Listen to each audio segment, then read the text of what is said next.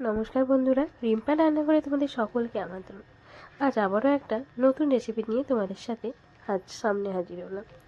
তো দেখতেই পাচ্ছ, মাছ নিয়ে এসছো বাজার থেকে। কী কী মাছ নিয়েছে সেটা আগে তোমাদের দেখিয়ে নিই, চলো।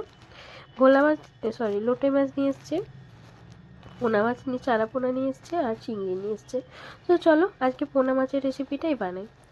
তো প্রথমে আমি পোনা মাছের, দেখছো কালারটা কত সুন্দর এসছে। তো এবার দেখিয়ে দিই কীভাবে কী করেছি। প্রথমে আমি এই পোনা মাছগুলোকে খুব ধুয়ে ভালোভাবে পরিষ্কার করে নিয়েছি, কানকো যেটা ছিল সেটা ফেলে দিয়েছি। তারপরে লবণ আর হলুদ আর একটু সামান্য সরিষার তেল দিয়ে এটাকে ম্যারিনেট করে নেব, কারণ একটু ম্যারিনেট করে নিলে বেশ ভালোই লাগে একটু সরিষার তেল দিয়ে। তো যাই হোক, কালারটাও বেশ ভালো আসে। তেলটা কোনোভাবে দেখায়নি তোমাদের, কিন্তু আমি একটু তেল দিয়েছিলাম। ম্যারিনেট করা হয়ে গেছে, এবার কিছুক্ষণের জন্য রেখে দিয়েছি। কড়া গরম করে নিয়েছি, পরিমাণ মতো তেল দিয়ে নিয়েছি। তারপরে এই মাছগুলো একে একে ছেড়ে দেবো। গরম করে যেন খুব ভালো মতো তেলটা যখন গরম হয় তখনই কিন্তু মাছটা দিও, না হলে কিন্তু মাছ ভেঙে যাওয়ার সম্ভাবনা থাকে। সেটা তো তোমরা সবাই জানো, আমি আবার একবার বলে দিলাম। ব্যাস, তারপরে মাছগুলোকে এপিট ওপিট করে লাল লাল করে ভেজে নেবে। যেহেতু এটা চারা পোনা, একটু ভালোভাবেই ভেজো, তাতে খেতে কিন্তু বেশ ভালো লাগে। অনেকদিন চারা পোনা খাইনি, তাই ও যখন চারা পোনাটা আনলো তখন আমি ভাবলাম চলো আজকে চারা পোনার ঝালটা বানায় তোমাদের সাথেও শেয়ার করি। তো যাই হোক, এপিট ওপিট করে মাছগুলোকে আমি লাল লাল করে ভেজে নিচ্ছি। উল্টানোর সময় একটু এদিক ওদিক হচ্ছে, আর তেল বড্ড ছিটকায় জানো তো, যে কোনো মাছই ভাজতে গেলে। তো এই সময় একটু সাবধান থাকতেই হয় সবাইকে। যাই হোক, মাছগুলোকে এপিট ওপিট করে লাল করে ভেজে নিয়েছি, এবার তুলে নিলাম।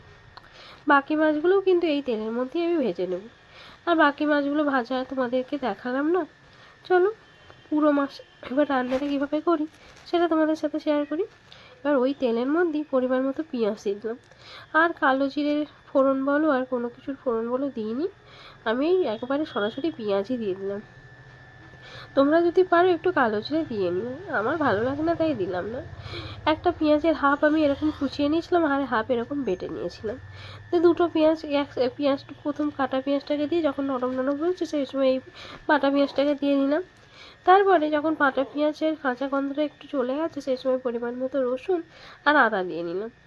তোমরা এরকম কাটা পেঁয়াজ আর বাটা পেঁয়াজ দিয়ে দেখো, রান্নার গ্রেভিটা কিন্তু বেশ ভালো আসে।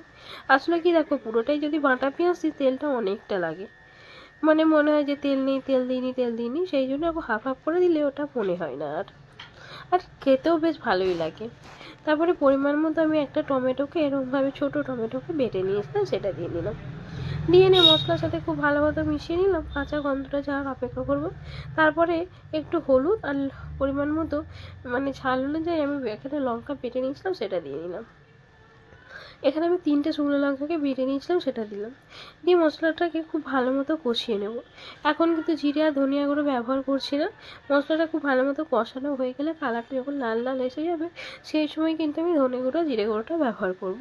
কারণ কালারটাও তো আসা দরকার, কারণ জিরে গুঁড়ো ধনিয়া গুঁড়ো একসাথে দিয়ে দিলে কিন্তু কালারটা খুব একটা ভালো আসে না। যেহেতু আজকে আমি কোনো কাশ্মীরি লঙ্কার গুঁড়ো ব্যবহার করছি না, সেই জন্যই আর কি বলা। তো যাই হোক, এরপর আমি এর মধ্যে জিরে গুঁড়ো ধনিয়া গুঁড়োটা দেবো যখন দেখবো পুরো মাছের মানে মশলার গন্ধটা চলে গেছে। তোমরা যে যার পরিমাণ অনুযায়ী জিরে গুঁড়ো ধনিয়া গুঁড়োটা দিয়ে দিও, আর লঙ্কার ঝালটাও কিন্তু যে যার পরিমাণ অনুযায়ী দিয়ে নিও। মশলার বেশ ভালো মতো আমি কষিয়ে নিয়েছি, এবার পরিমাণ মতো লবণ দিয়ে দেবো। আমি আবার ভুলভাল বকছি, ঠান্ডাটাও লেগেছে বড্ড, সেই জন্য এরকম হচ্ছে। তো যাই হোক, লবণটা দিয়ে নেওয়ার পর মশলাটাকে আরেকটু কষিয়ে নেব।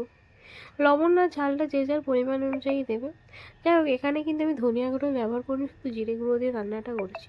প্রত্যেক দিন বলি তো, কোনো না কোনো রান্নায় ধনিয়া গুঁড়ো জিরে গুঁড়ো দিয়েছি, ওর জন্যই বলে দিলাম। জিরে গুঁড়ো দিয়ে রান্নাটা করেছি কারণ আমার ভালো লাগে এটা জিরে গুঁড়ো দিয়ে রান্নাটা করলে। পারলে কেউ বাটা জিরেও দিতে পারো, কোনো অসুবিধা নেই, টেস্টটা বেশ ভালোই আছে। কালারটা কত সুন্দর এসেছে দেখতেই পাচ্ছ। আরও বেশ কিছুক্ষণ মশলাটাকে কষিয়ে নেবো। মশলা যত কষবে তত কিন্তু রান্নার টেস্ট আসে, সেটা তো আমরা সবাই জানি। মশলাটাকে বেশ কিছুক্ষণ কষিয়ে নিয়েছি, তারপরে এখানে পরিমাণ মতো জল আমি দিয়ে নেব। পারলে এখানে তোমরা গরম জলের ব্যবহার করো, তাহলে কিন্তু রান্নার টেস্টটা আরও ভালো আসবে। আর যদি কেউ না পারো আমার মতো কুঁড়ে হোক, তাহলে এরকম ঠান্ডা জলই ব্যবহার করে নিও। আসলে আমি একটু সত্যি কুঁড়ে, ওর জন্য ঠান্ডা জলই করে নিই। যখন দেখি না করতেই হবে তখনই আমি একটু গরম জল দিই। তো যাই হোক, জলটা খুব মানে গ্রেভিটা খুব সুন্দরভাবে ফুটে উঠেছে। সেই সময় এরকমভাবে মাছগুলোকে দিয়ে নেব। মাছগুলোকে দিয়ে নেওয়ার পর বেশ কিছুক্ষণ ফুটিয়ে নেব। মাছগুলো যত সুন্দরভাবে ফুটবে ততই কিন্তু টেস্ট ভালো আসবে। সব মাছগুলোকে আমি দিয়ে নিলাম, বেশ কিছুক্ষণ দিয়ে ফুটতে দেব, যাতে পুরো ঝোলটা গ্রেভিটা মানে মাছের মধ্যে ঢুকে যায় আর মাছের পুরো ফ্লেভারটা এই গ্রেভির মধ্যে চলে আসে। বেশ কিছুক্ষণ ফুটিয়ে নিয়েছি ঢেকে ঢেকে আমি, তারপরে প্রায় 7-8 মিনিট মতো, তারপরে আমি খুলে দেখে নেব। দেখো কত সুন্দর কালার এসছে। এর সময় আমার ছেলের জন্য 2 পিস মাছ আমি সাইড করে নেব, 3টে, কারণ আমার ছেলেকে, কারণ এখানে আমি সর্ষে বাটা ইউজ করব সেই জন্য।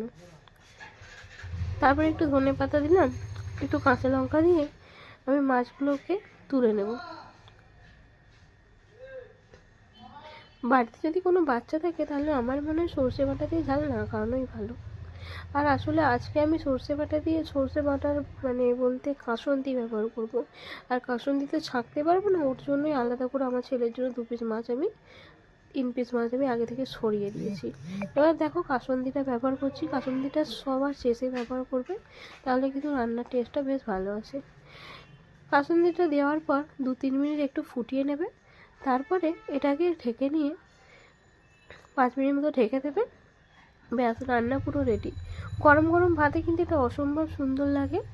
দেখতেই পাচ্ছ কত সুন্দর কালারটা এসছে।